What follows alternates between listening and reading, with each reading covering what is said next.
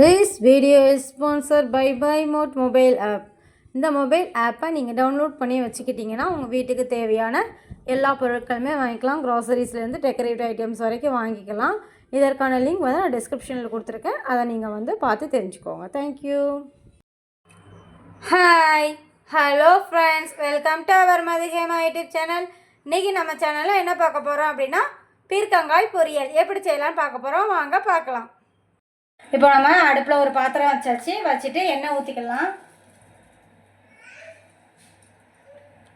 எண்ணெய் ஊற்றியாச்சு.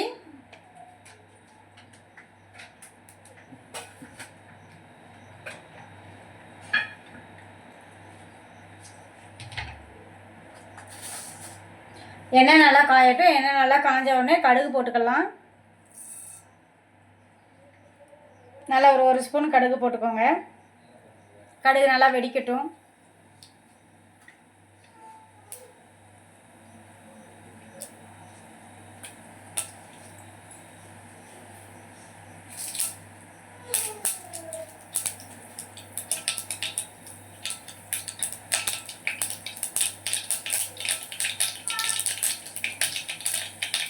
கடுகு வெடிக்கும் போது எப்போவுமே கொஞ்சம் தள்ளி நின்றுக்கோங்க. மேலே கடுகு பட்டுச்சுன்னா அவ்வளோதான், எண்ணெய் மேலே தேய்ச்சிரும்.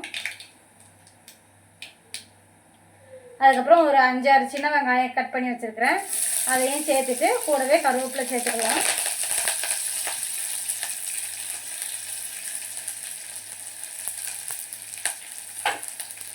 சேர்த்துட்டு கிண்டி விட்டுக்குவோம்.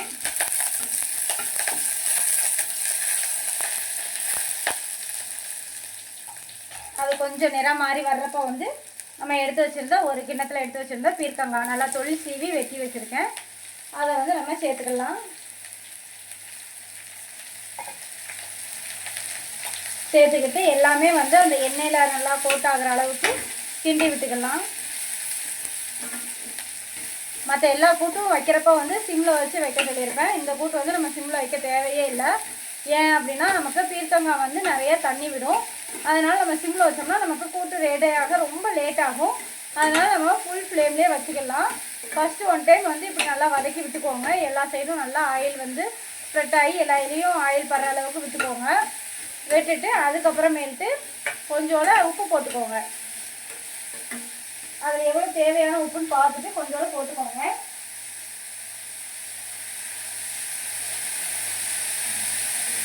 நான் இந்த அளவுக்கு உப்பு போடுறேன். ஏன்னா இப்போ உப்பு போட்டோம் அப்படின்னா அது வந்து தண்ணி விட்டு வேக ஆரம்பிக்கும்.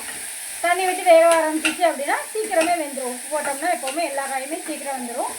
அதனால் உப்பு போட்டுட்டு நல்லா தண்ணி விட்டு வேக ஆரம்பிக்கட்டும்.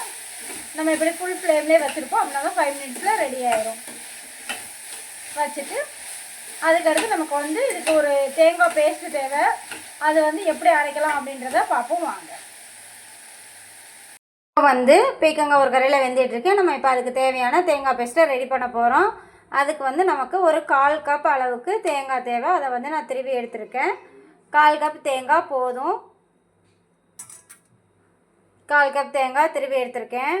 அதுக்கப்புறமேல்ட்டு ஒரு பச்சை மிளகா உங்கள் காரத்துக்கு ஏற்றாப்ப சேர்த்துக்கோங்க. எங்களுக்கு இது கரெக்டாக இருக்கும். உங்களுக்கு கூடைக்கனாலும் வச்சுக்கலாம், குறைக்கனாலும் குறைச்சிக்கலாம். அதுக்கப்புறம் ஒரே ஒரு பல் பூண்டு. அதுக்கப்புறமேல்ட்டு ஒரு 1/2 ஸ்பூன் ஜீரகம் சேர்த்துக்கோங்க. அடுத்து ஒரு சின்ன வெங்காயம் போதும். இவ்வளோ எதையுமே வந்து நம்ம ஒரு பேஸ்ட்டாக அரைச்சி எடுத்துகிட்டு வரப்போதும். அரைச்சதுக்கப்புறம் எப்படி இருக்குன்னு பார்க்கலாம் வாங்க. இப்போது இந்த அளவுக்கு வந்து தேங்காய் வந்து அரைச்சி எடுத்துருக்குறோம். இந்த அளவுக்கு குறைன்னு இருந்தால் போதும். ரொம்ப மையாலாம் அரைக்க வேண்டாம். இப்போ இதை எப்படி கூட்டில் சேர்த்து ரெடி பண்ணலான்னு பார்க்கலாம் வாங்க. ஒரு சிலருக்கு வந்து பீர்க்கங்காய் வெந்துருச்சா அப்படின்றத பார்க்க தெரியாமல் இருக்கலாம். அது வந்து ரொம்ப சிம்பிள். பீர்க்கங்காயில் இருந்து வர்ற தண்ணி நிப்பாட்டிடுச்சு அப்படின்னாலே அதில் உள்ள தண்ணியெல்லாம் வற்றி வந்துருச்சுனாலே பீர்க்கங்காய் வெந்துருச்சுன்னு அர்த்தம். நீங்கள் ரொம்ப கஷ்டப்பட்டுலாம் பார்க்க வேண்டாம். இது ரொம்ப ஈஸி. இதை பார்த்தீங்களா, இவ்வளோதான். இந்த ஸ்டேஜ் வந்துருச்சு. இதில் வந்து நம்ம அரைச்சி வச்சுருக்கிற அந்த தேங்காய் விழுதை வந்து நம்ம சேர்த்துக்கலாம். அவ்வளோதான். அதை சேர்த்துட்டு நம்ம கிண்டி விட்டுக்கலாம். வந்து ஃபுல்லாக சேர்த்தாச்சு. இப்போ வந்து இதை நல்லா கிண்டி விட்டுக்கலாம். கிண்டி விட்டோம் அப்படின்னா எல்லா இடத்துலையும் ஒன்றா வந்து தேங்காய் வந்து பரவலாக வர்ற அளவுக்கு கிண்டி விட்டுட்டு ஒரு 2 மினிட்ஸ் மூடி வச்சுட்டு இறக்குனீங்க அப்படின்னா உங்களுக்கு தேவையான கூட்டு ரெடி.